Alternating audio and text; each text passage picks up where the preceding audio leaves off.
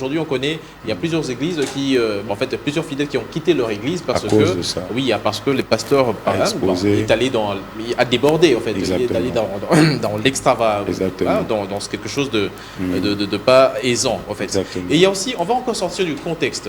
Oui. Il y a un souci, un message que je vais récupérer ici. Oui. Donc, est-ce que le pasteur, face aux actions de grâce, aux dons ou bien au mabonza, si je peux appeler ça comme ça, pourquoi est-ce qu'ils sont devenus très exigeants? Bon, Vous êtes devenus très exigeants parce qu'il y a des paniers, plusieurs paniers. Il y a le panier 1 pour la construction de l'église, le panier 2 pour, je ne sais pas, le pasteur, le panier 3, l'action de grâce, le panier 4 pour la dîme, le panier 5 pour l'achat d'une parcelle. En fait, c'est devenu un peu comme ça. Et puis, il y a souvent des paniers à l'entrée déjà, à l'église. Le social aussi, voilà. Il y a les paniers pour le social, vous entrez et tout ça. Donc, vous pouvez imaginer qu'une personne, lorsqu'elle vient à l'église, si cette personne-là a 10 000 francs en poche, en tout cas, ça risque de rester, il risque de rentrer bredouille, de rentrer bredouille. Voilà un peu. Donc, on est sorti du contexte du sujet. Et si on peut, est-ce que c'est possible de nous éclaircir un peu là-dessus? Bon, par rapport à cette question, ce que j'aimerais dire ou conseiller peut-être, c'est que nous devons faire les choses selon ce qui est écrit dans la Bible.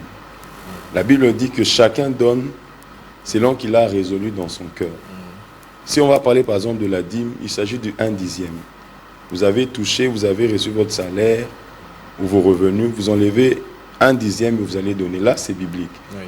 Par exemple, les actions de grâce. Le Seigneur vous a fait grâce, vous avez par exemple obtenu une promotion. Oui. Vous pouvez faire une action de grâce pour la santé, pour la vie.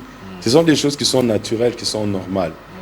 Le mal vient du moment où on commence maintenant à exiger des montants qui sont colossaux, des montants qui sont par exemple, vous imposez à quelqu'un au-delà de ce qu'il a.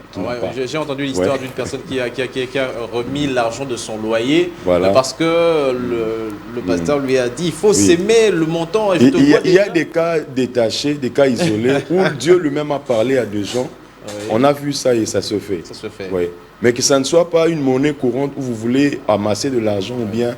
Voilà. Donc, mais quand par exemple il y a un projet de construction pour l'église, là même dans Genèse, dans Exode, nous avons vu ça. Dieu a demandé à Moïse de dire aux enfants d'apporter tout ce qu'ils ont de l'or, des tapis et tout, pour la construction de l'endroit où ils devaient se rencontrer avec le peuple.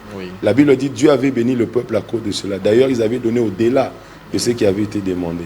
Ce sont des choses naturelles, mais il faut laisser les gens donner de la manière dont ils reçoivent, de la manière dont ils ont consenti dans leur cœur. C'est ce que la Bible nous dit.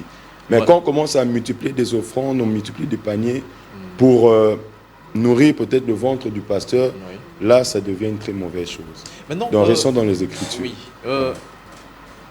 On sort encore dans le